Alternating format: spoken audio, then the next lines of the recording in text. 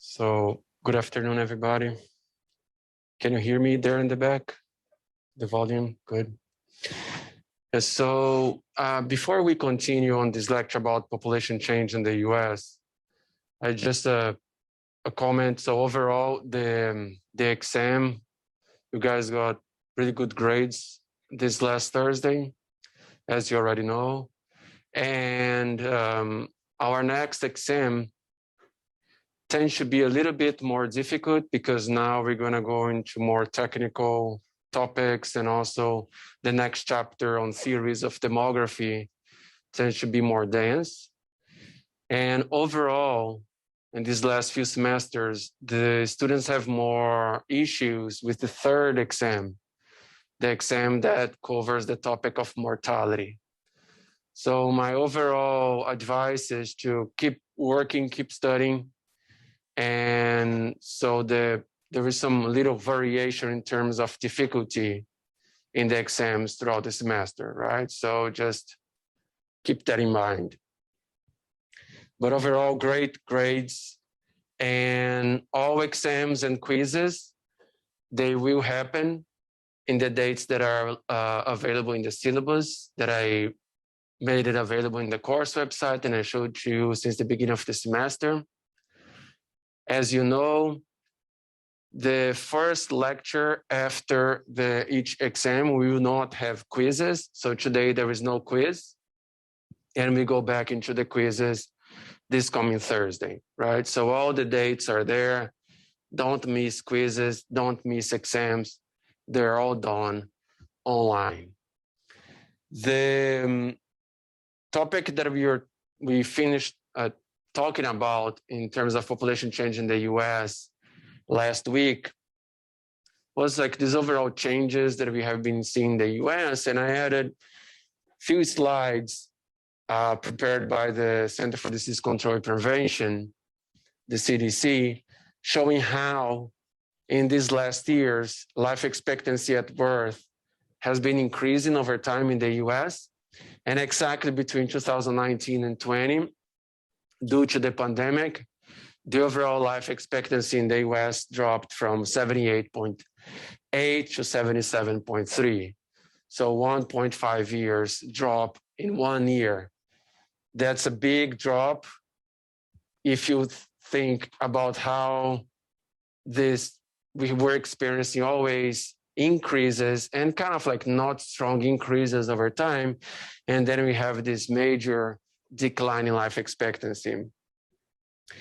And that varies by sex. We also saw that those changes, these declines vary by race, ethnicity. Compare Hispanic, non-Hispanic white, and non-Hispanic African Americans. And this is exactly the drops between 2019 and 20. And we also saw that varied by combinations of race, ethnicity, and sex. So the race, ethnicity, sex group that experienced the highest decline or the strongest decline in life expectancy at birth were Hispanic males between 2019 and 20, minus 3.7 years, followed by male African Americans, female African Americans, Hispanic women, male whites, and female whites. So just to show that the pandemic is affecting different demographic groups in different strengths, in different levels. And that's usually related exactly to specific groups not having access to good health insurance. A lot of these groups, like Hispanic males and non-Hispanic Black males, they work in usual like occupations, in front of the line occupations that they cannot do that work from home. So even during the pandemic, they were doing the same jobs in person and being much more exposed. They didn't have the option, such as us, to teach classes from home or watch classes from home, and some other occupations that the online possibility also exists. And all this discussion about these different effects of the pandemic on the life expectancy of these groups is discussed kind of like in a straightforward way in this article by the CDC that I just showed on the screen last week. And overall, it's not just because of the pandemic that we had that decline in life expectancy at birth. Other causes of death affect the levels of life expectancy or the changes of life expectancy from one year to the other. But overall, consider that total change in life expectancy, more specifically from 78.8 to 77.3, this 1.5 years difference, this 1.5 years decline, almost 74% of that decline is accounted for deaths due to COVID-19. And some other diseases also contributed to that decline, and some other diseases, because of better control of those regions, actually, the incidence of these diseases here, they declined between these 2 years, 2019 and 20. So they actually had the opposite effect. Life expectancy would have increased if these effects had not contributed to a decline. And this one's here are pretty much saying that the incidence of cancer, the incidence of heart disease and suicide and so on declined between 19 and 20. So life expectancy would have increased, right? But what is important here to see is exactly this decline in 1.5 years life expectancy at birth in 1 year between 19 and 20. 74% is due to the pandemic, okay? And then we go back specifically to the textbook. The textbook highlights 5 major characteristics of the American population, taking into account demographic topics, fertility, migration, and mortality. And the first of them is that the US has the highest fertility rate among developed countries. So the US, compared to in this graph here, France, Sweden, Germany, Italy, and Czech Republic between 1980 and 2016, it actually increased the fertility until the late 80s, early 90s, and it has been kind of like steady over time, a little above 2 children per woman. And this level is it's higher than these other developed countries. Usually developed countries, first, mortality decline, right? We saw the demographic transition. First, mortality decline. After a while, people realize, oh, we don't have to have so many children for them to survive to older ages. So we don't have to have as many children, then fertility tends to decline. But that fertility decline is also related to urbanization, being much more expensive to have children in terms of giving them educational opportunities, providing adequate health care, and so on, and have good housing for all the children.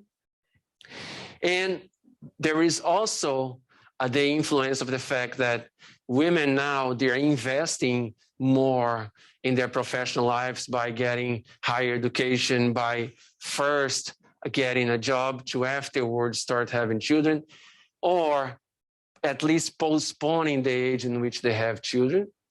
And that all, we see a decline in fertility over time, something that we have been seeing here in this classroom. And that decline, for all these reasons, because mortality declines, fertility decline, urbanization, economic development, increase in female labor force participation, increase in women's education, more access to contraceptives, all those factors influence the fertility decline. And that's experienced more in developed countries, but the US is the developed country still compared to others with the highest levels of fertility.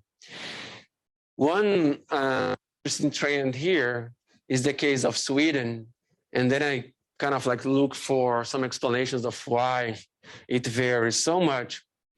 And there is an article that mentions exactly that the swings in the fertility of Sweden is really related to the economic situation in the country in those years. So late 80s, early 90s, Sweden had some economic growth, economic development going on. So people tend to have better jobs and then have more children. And then you see some economic hardship, like in the late 90s, fertility declines, and more recently going back up. Czech Republic, it's one example of what has been happening in Eastern Europe after the end of the communist regimes there. These countries, after around like 80s, like 1989, 1992, depending on the countries there, we had seen already, even before that, a decline in fertility. But exactly right after the end of these communist regimes, you see a huge drop in fertility. And that's usually related to the fact that after the end of the communist regimes, the whole economy changed a lot. A lot of people lost their jobs. There were a lot of economic recession in those countries. They didn't have any more the support from the government. And in terms of education, in terms of health service and everything, that make people have less children. It has this strong negative impact on fertility. And more recent years, you start to see an increase. And also because when you had that huge, that change in the political system and then the economy, people are unemployment rates, but also women tend to enter the labor market, and then there is also postponement in fertility. And once they start having children in later ages, that might be also related to this rebounds of fertility to a little bit higher levels. And because of these really strong drops in fertility in Europe, Western Europe, but in this case here, Eastern Europe, there are a lot of studies being done by European demographers trying to understand the reasons of these really low levels of fertility. So here in the late 90s and early 2000s, in Czech Republic, women were having less than 1 children per woman. So really, really low levels, what's called the lowest low fertility. And they were trying to understand that. And they were like, if we continue to have these really low levels of fertility, in future generations, we're going to have right now fewer proportion of children, but in future generations, we're going to have fewer proportion of people in labor ages. And it's going to be harder to give support to children in the elderly population. So they were concerned of fertility reaching so low levels. And then there is all this debate about political, economic changes in those countries. But what they have been seeing more recently is this increase again of fertility that's usually tied to that discussion that I already mentioned here about the tempo changes in fertility. Sometimes we see changes in fertility that's, urbanization, women enter the labor market, access to contraceptives, declining mortality, all that affects fertility, so fertility goes lower.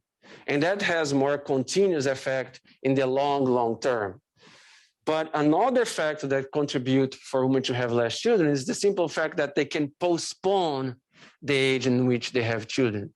But after a few years, they will try to have their children and reach that usual 2 children per woman. But there will be a gap. And then their daughters in the future will also postpone, but then when you catch up all these generations, the fertility will go back up. But it's not going to go back up to higher levels that we had in decades before. It will go up, but it will tend to stabilize. Or that's usually the projections that we have at this point. Germany, in this case here, West after 1989. That's why we have data only after that. And for Italy, it's another example of a country in Western Europe, in this case in Western Europe, that had really reached really low levels of fertility, and then it's increasing a little bit more this more recent years.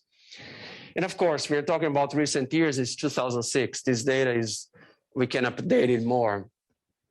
And we can just get this more recent data at the UN, for example. And in Italy, Spain, and Portugal are examples in which women don't have as much support from the government in order to have children, or they, as we could see in other Western European countries. And that has a negative effect on their fertility, right? For recent years, we have seen this increase, maybe because of policies trying to increase the access to childcare and so on. But it's still, the levels of fertility in those countries is low.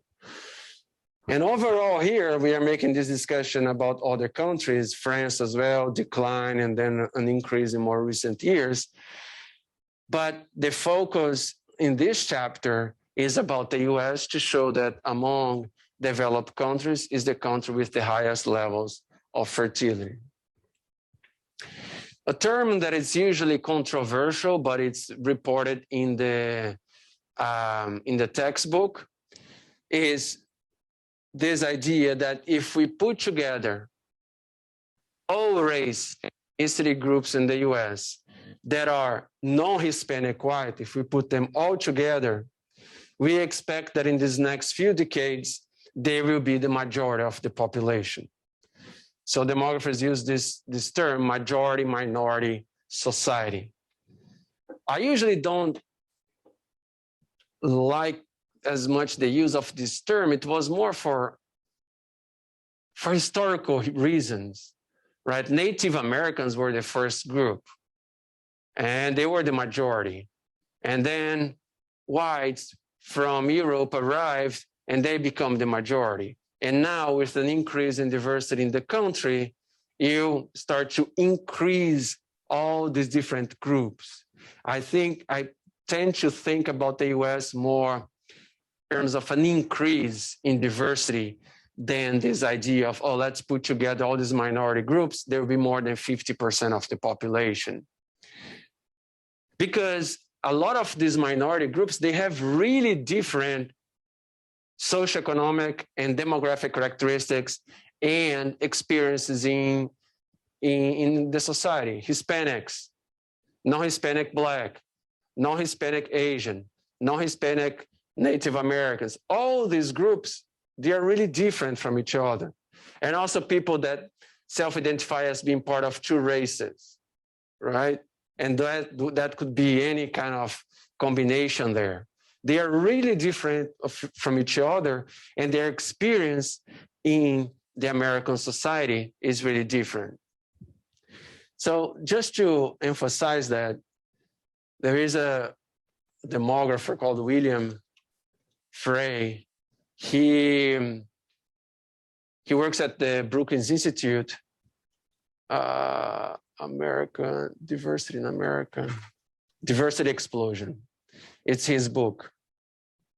This is the book that I usually like to emphasize, that being a really good source to understand this changes, so how new racial demographics are remaking America.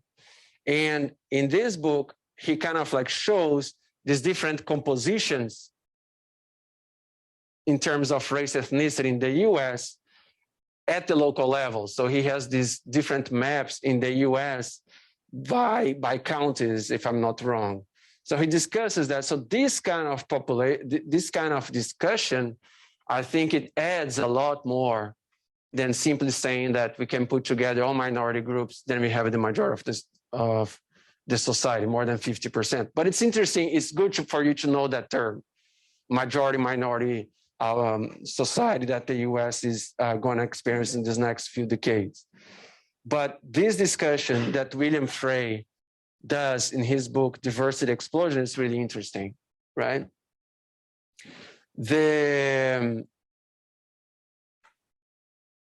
So overall, different demographers have different projections about it, but usually, so around 2044, the US should be a majority minority society. Less than half of the country will be non-Hispanic white.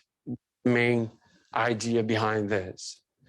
And here is just a variation over time from 2014 in the projections to 2060 based on this article. That's the percentage distribution of the US population by race ethnicity. By race ethnicity in those 2 years, the projection to 2060. So the US, we expected to drop from 62 to 44. Black kind of remain constant around 13%. This is, how is it? American Native, Alaska. Wow, I'm gonna just cheat here. AIAN. These acronyms kill me. That's how. Asian Pacific, American Indian, Alaska Native. American Indian, Alaska Native, around 0.7%, Asians, and it's Pacific Islanders, right? The N in Hawaiian. Wow, I'm bad today. NHPI, race, ethnicity.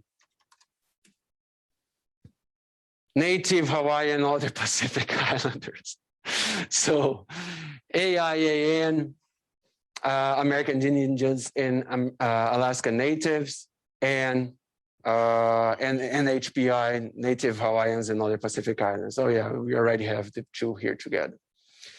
When I first started teaching and I had some doubts, I usually try to hide it. Nowadays, I just make it really clear when I don't know something. And Google search can be really helpful in those cases. Live in class. The 2 or more races increasing from 2 to 5%. That's a huge increase if you talk about this group specifically. And here, there is an important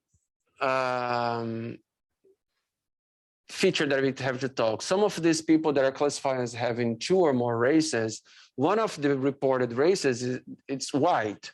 So they can be white and black, white and Asians, white and Native Americans. That's possible to answer that in the American Community Survey and in the census. When is white and or self-identified as white, some other race, and that person is perceived as white in the society, the experience that person is going to have in American society is completely different from other races, right? So there is a good portion of this minority group that they are minority, but they might have a much more clear identification with the non-Hispanic white group that we are putting by itself, right? So it's just to show you that this term majority-minority can be controversial. And the Hispanic group increasing from 17 to around 29% by 2060.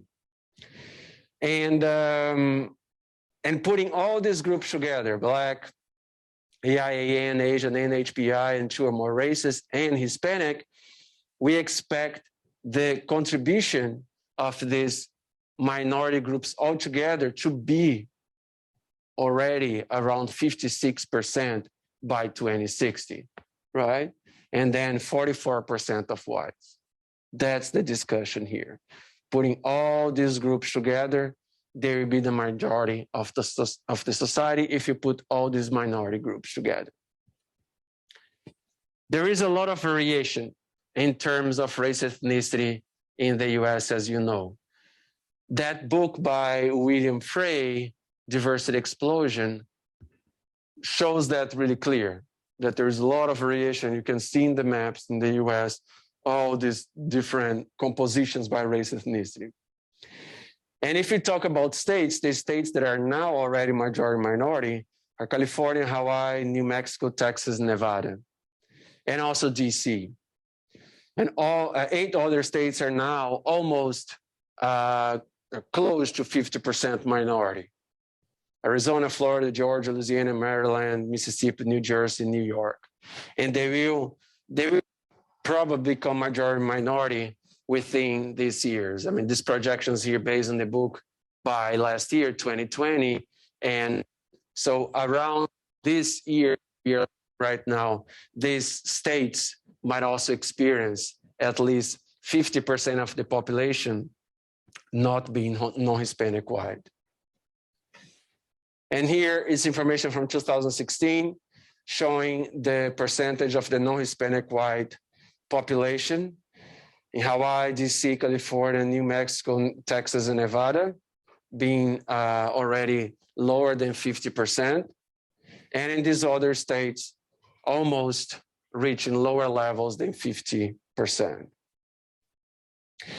Within Texas, that's emphasized in the textbook as well. It's not that Texas will have a majority minority society within these next years. Actually, the non-Hispanic white population dropped below 50% in 2004. And the discussion that is made in the textbook is that the diversity in Texas is really pronounced because of the levels of immigration that we experience here, and also due to internal migration in the US. And the group that will be by itself the largest group in terms of race ethnicity in the state of Texas will be the Hispanic group, the Hispanic population. Texas will become majority Hispanic sometime now until 2030, right? So the majority of the Texan population will be more than 50% Hispanic. And that's taking only this group.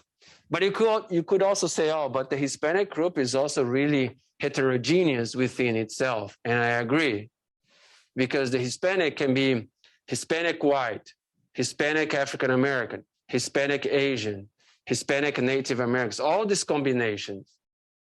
The non-Hispanic, we usually break them down, right? The non-Hispanic, we break them down here. The Hispanic group, we put them all together in this usual classification that we have in the US. But if you wanted, you could break it down too. Hispanic white, Hispanic black, Hispanic AIN, Hispanic Asian, Hispanic NHPI. And Hispanic 2 or more races. Someone can report it being white, Asian, and Hispanic in the American Community Survey and in the censuses. So what I'm saying is that this group here can also be broken down by all the specific races. So the Hispanic group that will be more than 50% of the Texan population in these next few years is also really heterogeneous within itself, right? And also there is some variation there, because the term Hispanic, it's usually linked to people who speak Spanish. And even for Brazilians, it's usually hard to know if we classify ourselves as Hispanic or not. So in more recent questions, when we talk about ethnicity origin, we usually ask the person is Hispanic / a Latin or Latino. So I answer that question as being, yes, I'm Hispanic Latino. But that answer varies even by other Brazilians who live here in the US. So there is this thing about identity varies a lot. And Brazil also has a lot of diversity within it. And usually people that have stronger links with Europe, Brazilians that have stronger links with Europe, they don't see themselves as Hispanic Latins.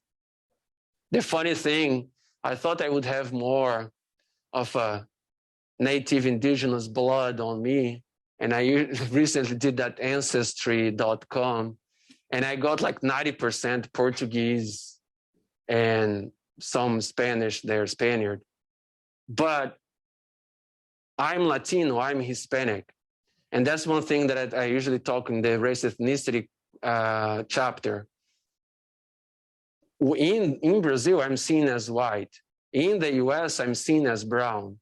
So the way that we classify ourselves depends on the society, how the society see ourselves as well. Right? Usually this classification, I'm going to talk about them later on in the course. It's really based on these old classifications that would classify people by race, actually more based on color: white, brown, black, yellow, and red. And then nowadays we usually terms white, African American, Hispanic, Asian, and indigenous or Native Americans. So the way that it was classified in the past, in the 1700s, usually influenced the way that we classify today. In Brazil, I was seen as white. Here I'm seen as brown, and the way that we measure brown in the US as being Hispanic, Latino. This is just to show how race ethnicity can be a really difficult topic to measure and to understand it. That's why there are so many demographers try to measure in different ways. We usually have those two questions in the Census and American Community Survey. What's your race? And are you Hispanic or not? Hispanic, Latino or not? And then you combine these two questions to create these categories here. But some demographers are trying to measure this in other ways, combining the two questions, actually having all the categories together, not asking race and then afterward Hispanic, Latino. Other surveys have been testing some color grade, comparing to your skin color.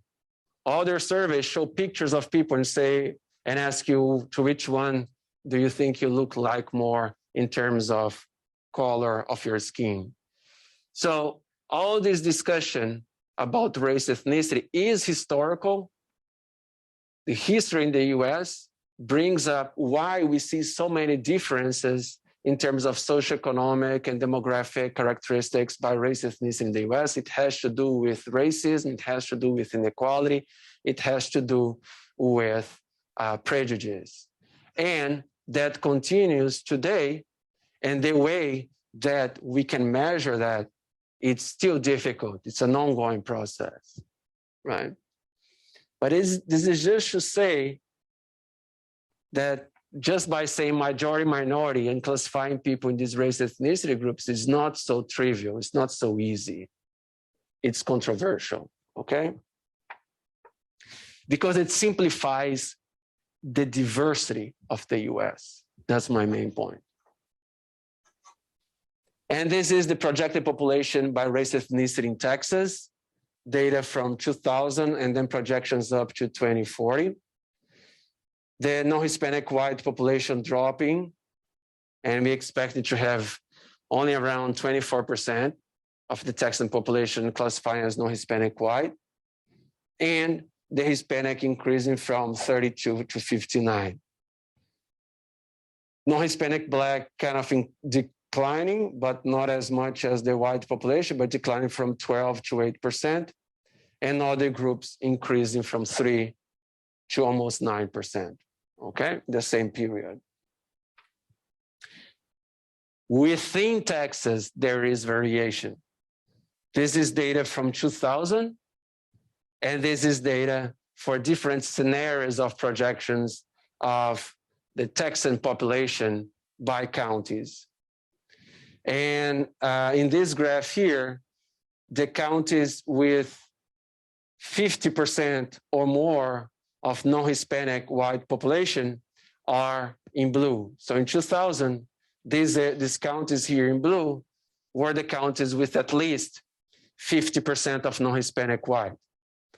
And the projections to 2040 with different scenarios considering different fertility levels and usually more fertility and migration.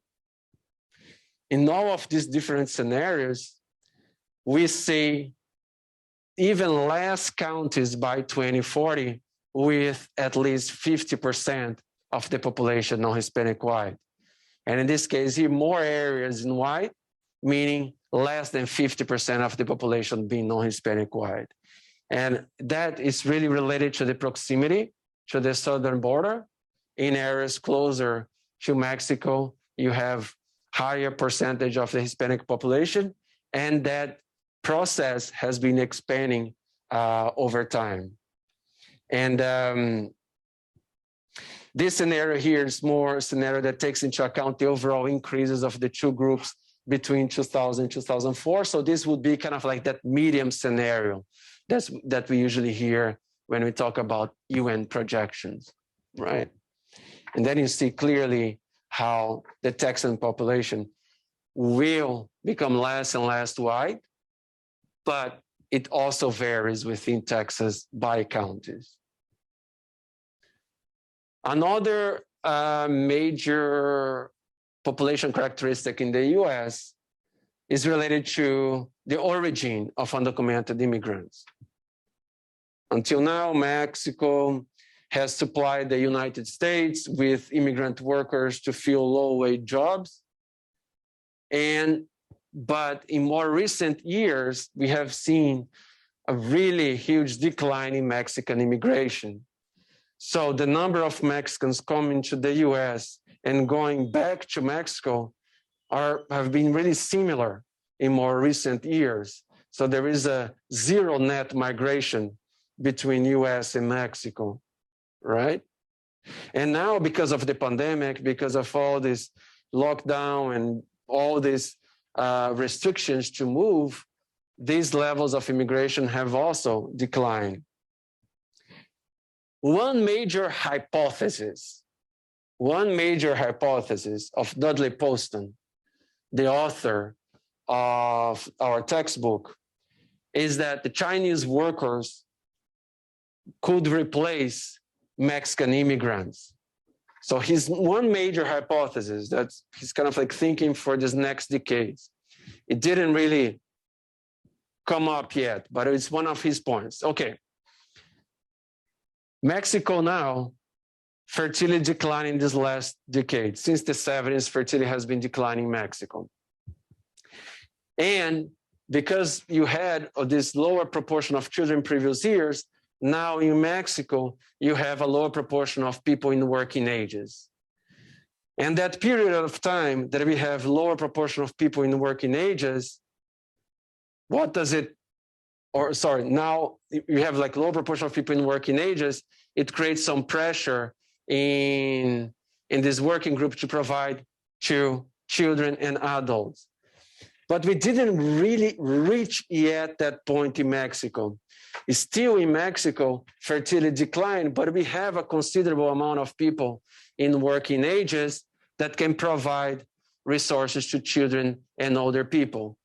And that moment in which the dependency ratio is really low, how demographers usually classify it? I gave an example here talking about Brazil in previous lectures.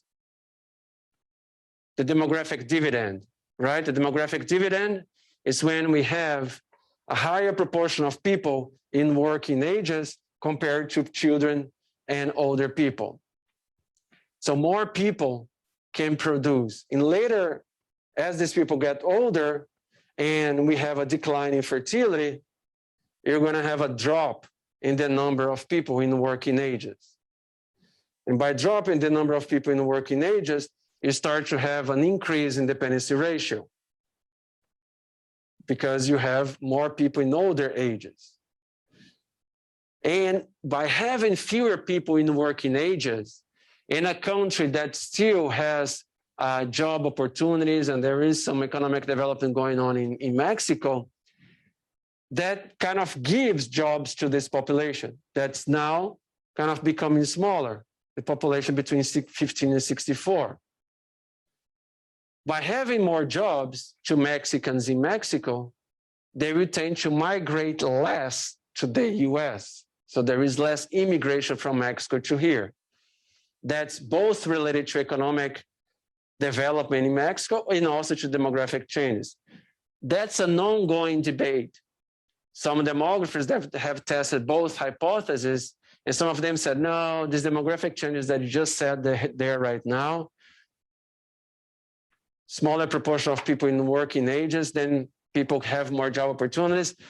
The data has not been showing that as a strong fact that Mexicans have not been coming to the US anymore. The strongest effect seems to be economic development in Mexico. But either way, the reason is still a debate. The fact is that there is a decline in Mexican immigration. The reason is what we are still trying to understand. By having this decline in Mexican immigration to the US, and the US has jobs for people with lower levels of education. I'm not saying that all Mexicans that come to the US have low levels of education, but a considerable amount of them had, and they were fulfilling some jobs that they are not coming to them anymore. Who is going to do it?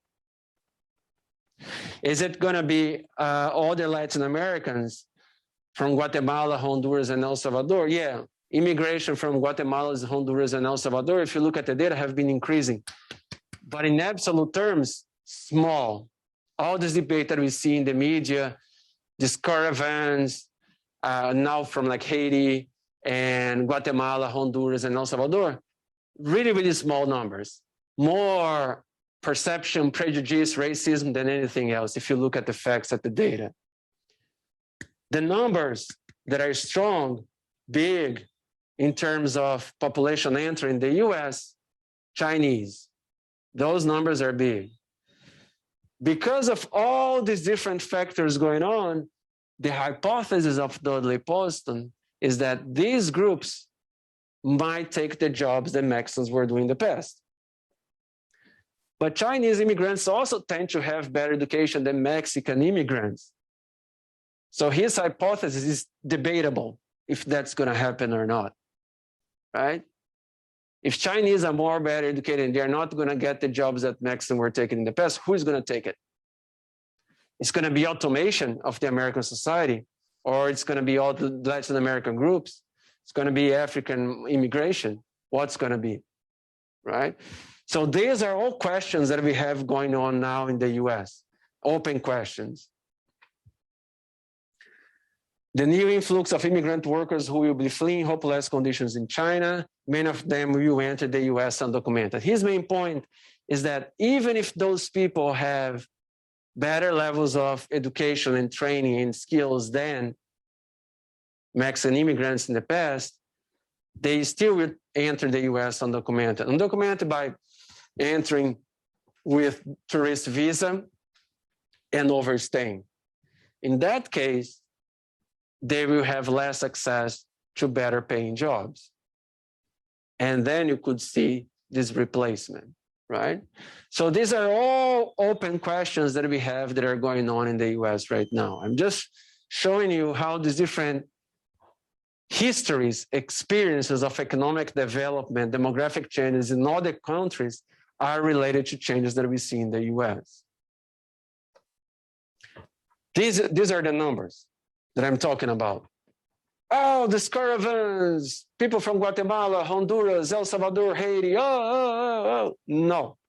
Data, real data, facts, science, no. Let's look at the data, real facts, science. What we see is that real data, facts, science shows that the levels of immigration are higher of Chinese and Indians, and on the same levels nowadays as Mexicans, right? This graph here is showing recent migration for each one of those years. This is foreign-born people whose residence 1 year ago was abroad for Mexico, China, and India between 2000 and 2013. So if I'm Mexican and I entered the US in 1999, I will be counted here. And if I continue to live in the US, I will not be counted here anymore. Not here anymore, not anywhere. This is recent flows of migration. It's just, I'm foreign born. Last year, where were you? I was already in the US. I do not enter in this graph here.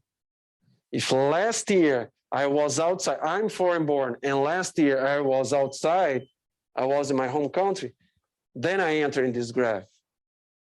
Okay? But then you see the numbers per year that around 150,000 Chinese entered the US between 2012 and 2013. And around 125,000 entered the US from Mexico and India.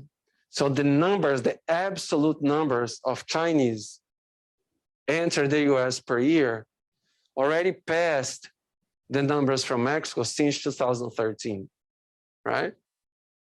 And we can also look at this data for more recent years as well from the American Community Survey, from ACS, that we have data up to 2019 nowadays. Another topic, there is an increase in age at first marriage. Basically speaking, people are getting married at older ages. So these are all facts that we see. People are getting married in older ages. Why are they getting married in older ages? Are these trends similar to men and women? The trends seem to be similar between men and women. Are they the same level? No. So this graph kind of shows us some information and also brings some questions. For all these years, between 1890 and 2014, men marry at older ages, on average, and getting here the median age. What's the difference between median age and average age? Average age, I would get the age in which everybody got married and divide by the number of people who answered me that question. The median age, I will get all the ages that people reported me that they got married, and I will put these people in order. 50% of them got married above one specific value. 50% of them below that specific value. That's the median. The median is pretty much dividing the population, in this case, of men, of women in each year in 50%. So what does 26 means? That's not average, how you read it. In 1890, 50% of men were getting married up to the age of 26. In 1890, 50% of men were getting married above the age of 26. So that's what I'm saying. With this indicator, with this statistic, median age at first marriage. And what we see, overall men marry older. Usually, and then we try to explain, right? By knowing how our society is. Older men usually on average marry younger women. And that's why you see this differential. But what do you see also in this graph? Not only the differential by sex. You also see that the differential is declining over time. Men and women are starting to get married a little closer in terms of age. Let's ask why again. Why could be that? Oh, maybe now women are also investing in their education and have more opportunities in the US, investing in education, investing in their career. So they postpone the age in which they marry. And that makes their median age get closer to men. Median age at first marriage, higher among men than women. Differentials decreasing over time.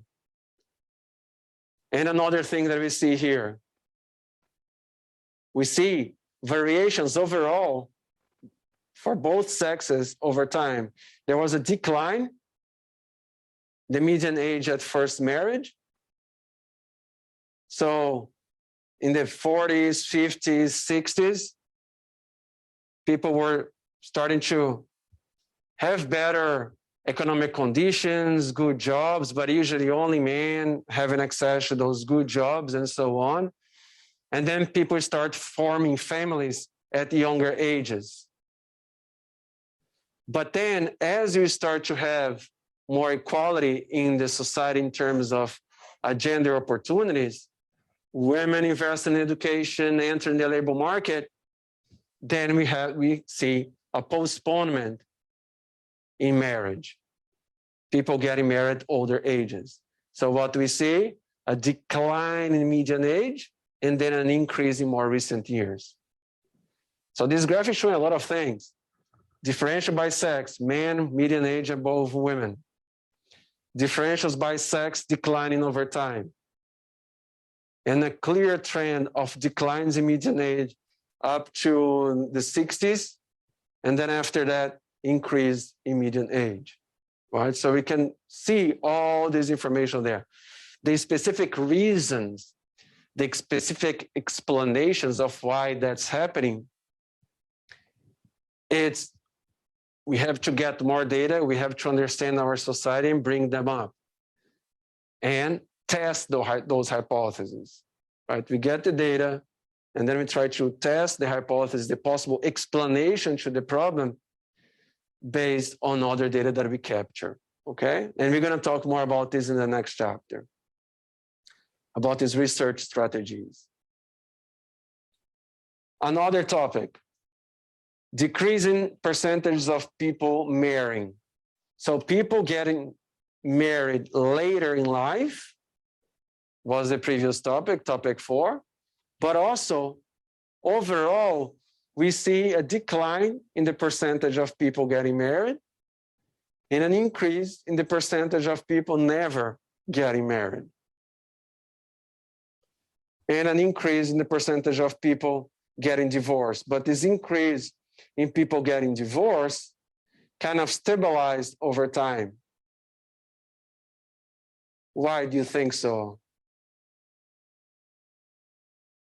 Is it because society is more conservative now and people stay married even if they don't tolerate each other and they just stay married? What's the denominator of the divorce rate? People got divorced divided by who? Who is at risk of getting divorced? Married people, not everybody. But the denominator now, it's smaller. Number of married people, it's smaller as we see here.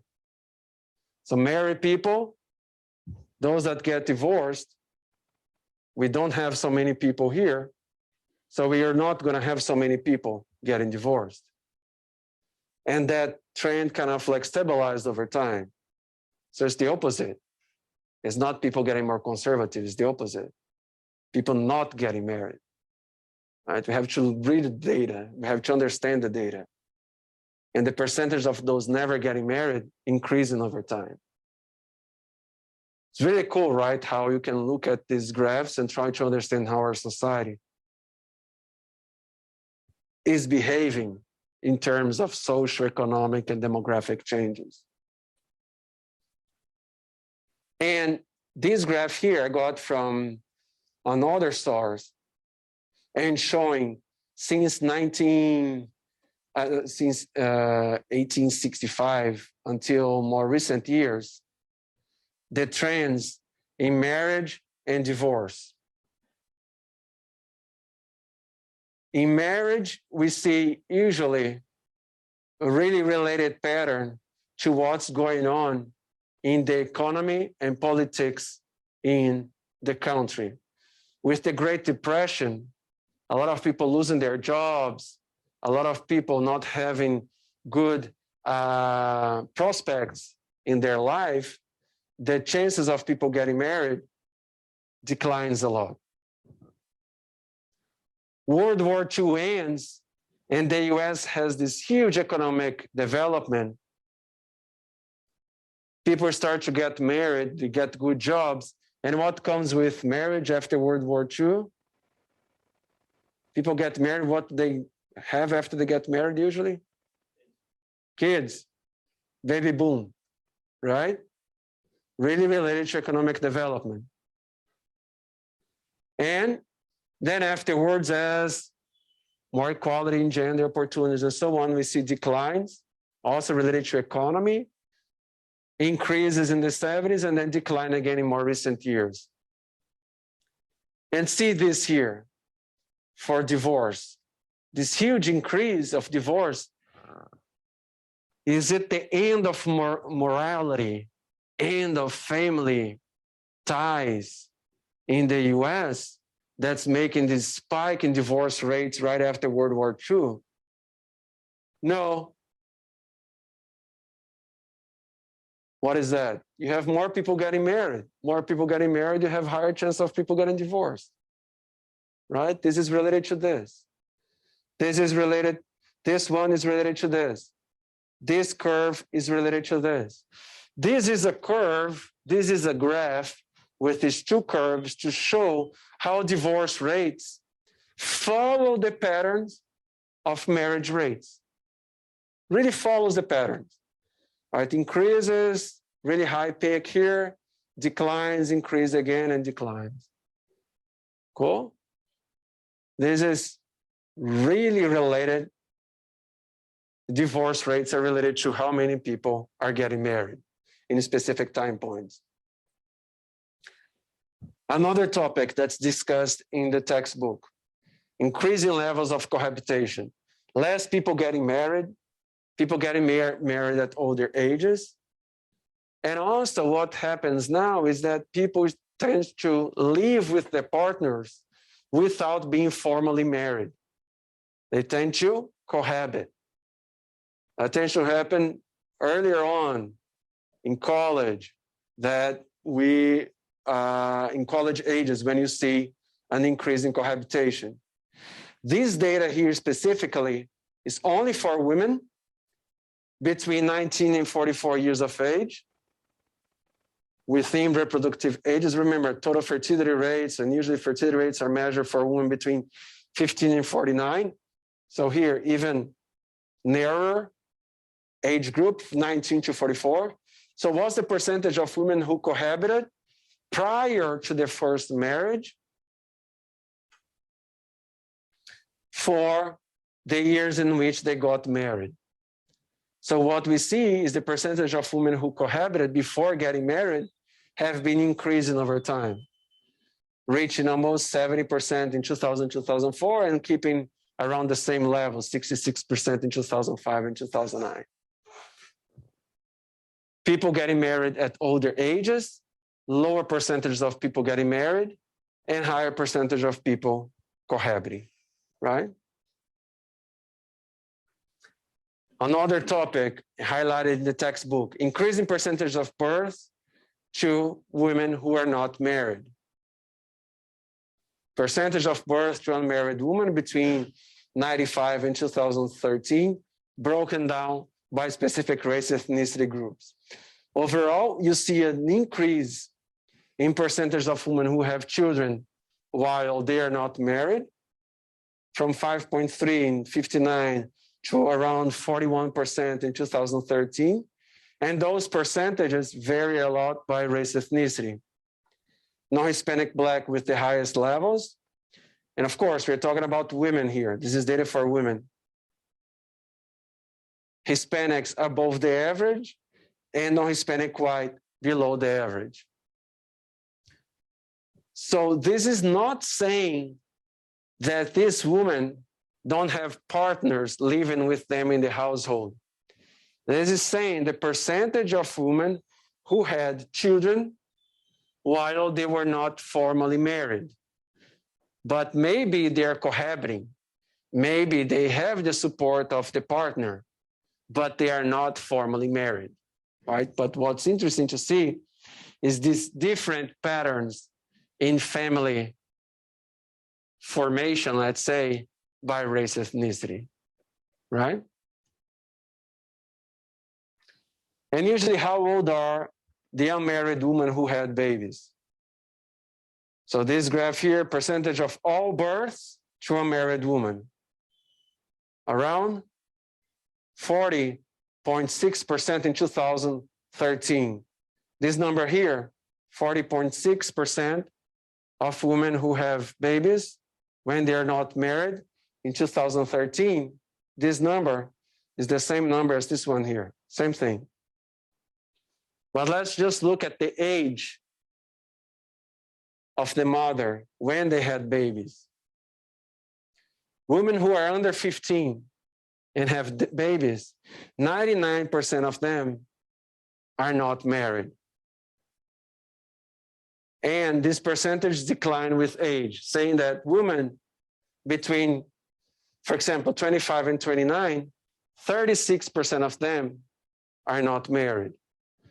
And this creates a public policy problem of women who are in younger ages, those having children, most of them are not married. So they usually are by their own or with their relatives, parents, father, mother, or other relatives, but not with the partner, or at least not with a formal partner in a marriage situation. They could be cohabiting. And these women tend to, they don't have a college degree by this age. Low levels of education, having children, not formally married, that has impact on their lives later on in terms of declining their chances of having a college degree, of getting good jobs in the future, of giving good education to their children, and giving good health insurance to their children, right? So these trends are important to the lives of these women as they get older, and also to the lives of their children. Cool? I will go back into these different topics in the next chapters about fertility, family, and sexuality. But these are overall trends of population indicators, demographic indicators in the US. And this was chapter 13. Now we go back to in the textbook, and we go back to chapter 2 that we skipped at the beginning. So now, what we saw so far, we saw introduction of demography, and then we saw the chapter about age and sex composition, because age and sex composition is affected and also influences mortality, fertility, and migration. It's kind of like a summary of changes in fertility, mortality, and migration. Then we saw overall trends in population in the world, and we saw overall changes in population in the US, or overall demographic characteristics of the US population. And now we go into a more theoretical chapter. We are trying to understand what is theory and how theories can be applied to demography. Usually, demography is criticized by being too empirical. Oh, we just look at the data, we don't try to understand the reasons of why the indicators have those trends. But what is discussed in the textbook is demography is really rich in terms of theory, right? And these theories in demography, they have appeared since really early writings about population, since really thousands of years ago.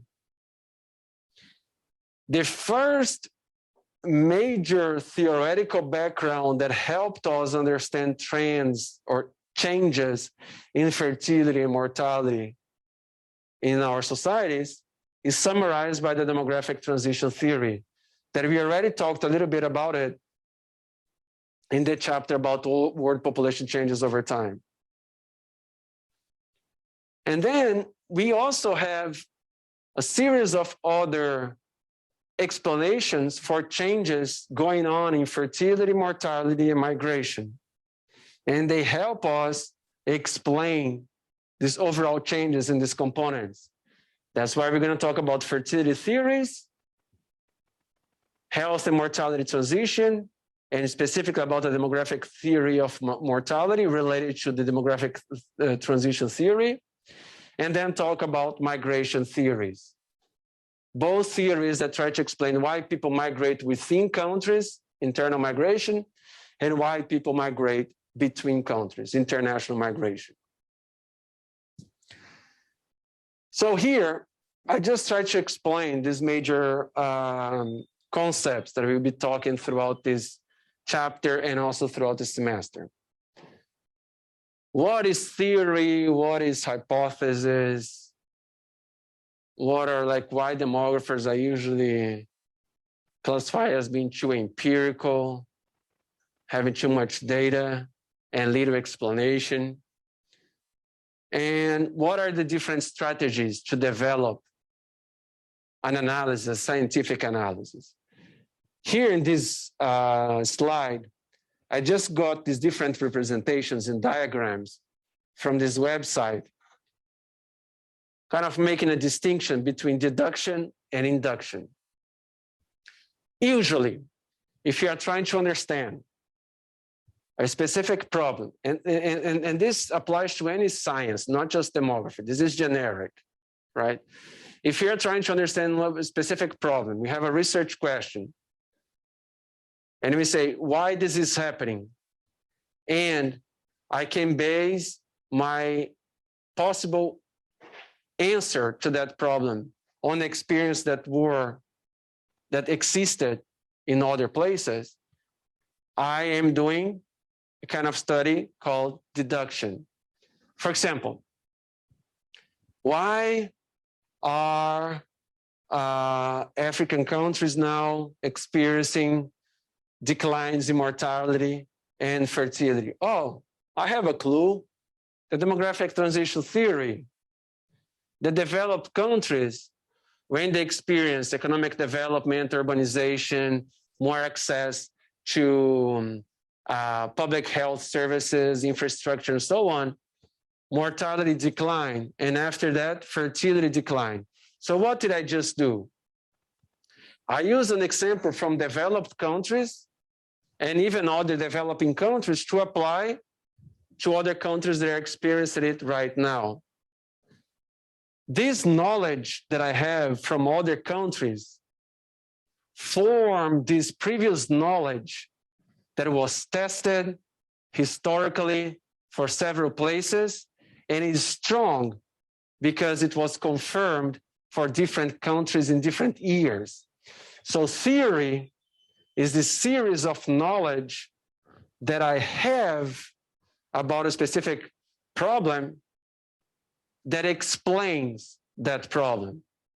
And I can use that knowledge that was tested for other places in other years and have preliminary answers to my research question to this other group of countries, for example.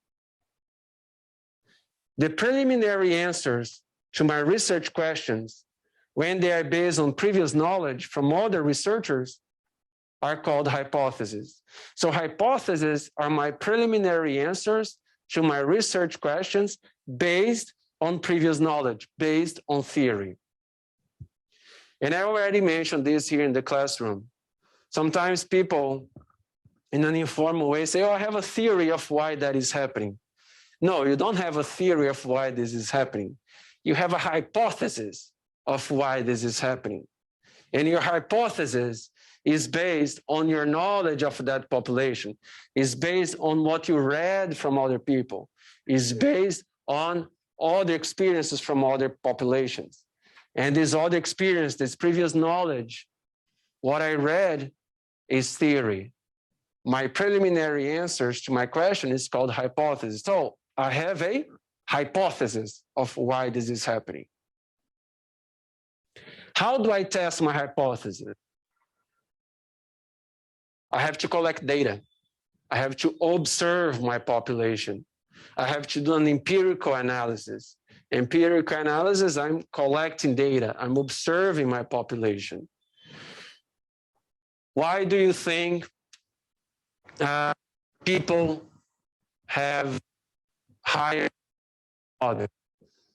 Oh, I think that's because they have more experience in the labor market, or I think that's because of their education.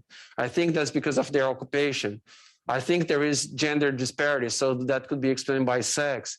I think there is race ethnicity disparity, so that could be explained by race ethnicity. This is an example that I already gave in this classroom.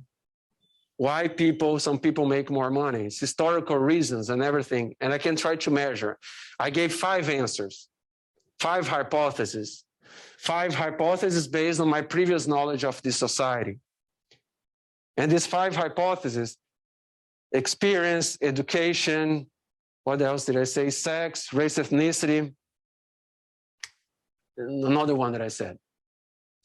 These explanations of why people might have more earnings than others, occupation was the other one.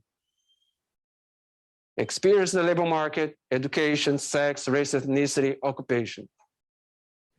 These reasons, how do I know if this preliminary answer to my hypothesis is true? My preliminary answer to my research question, sorry. How do I know if my hypothesis is true? If my preliminary answer to my research question? I have to collect data. What do I have to do? I have to collect data from the population. I have to get a sample of my population that's representative to everybody and ask them these questions. What are your earnings? Experience in the labor market, education, occupation, sex, race, ethnicity. And then I break it down. And then I break it down. And I say, what are the average earnings for women and men, lower and higher educated, lower and higher experience in the labor market, by occupation. And then I can break even more for men who are low educated, men high educated, women low educated, women higher educated. I can break even more by all combinations of my independent variables. So what I'm trying to do is to analyze my data. And if I say, yeah, all my hypotheses are correct. So I'm passing through an analysis of my data to confirm whether that theory that I base my analysis is correct or not. Right? So that's an example of deduction. Induction is when usually I'm trying to explain. I have a research question that was not previously analyzed by other researchers in a really detailed manner. So I don't have a strong theory. I don't have strong prior knowledge. So what do? I do more exploratory work. Or I do this, I use this approach of induction.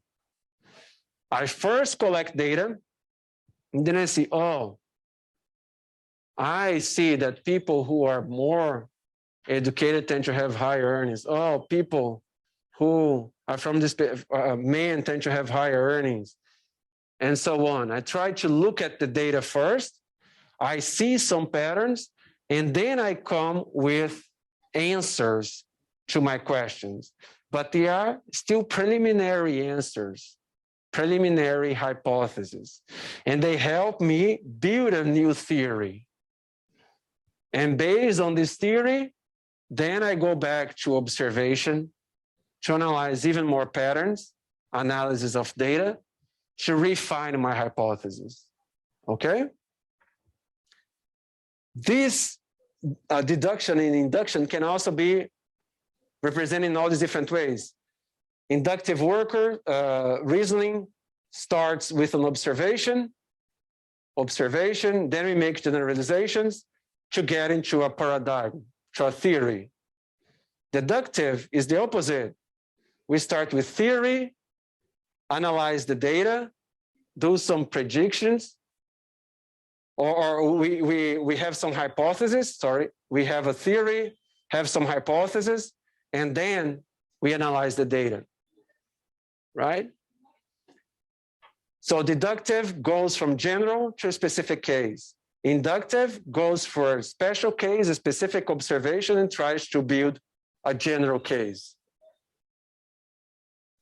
Deductive usually starts with theory, inductive with data. Deductive, we try to confirm a hypothesis and tend to be more quantitative. So demographic studies tend to be more deductive because it's more, usually is more quantitative. And inductive, it tends to be more qualitative. We infer conclusions from data. We build theories. Okay? So it's 2 p.m. right now. I will continue on this chapter about theories of demography, and I see you guys on Thursday. Thank you.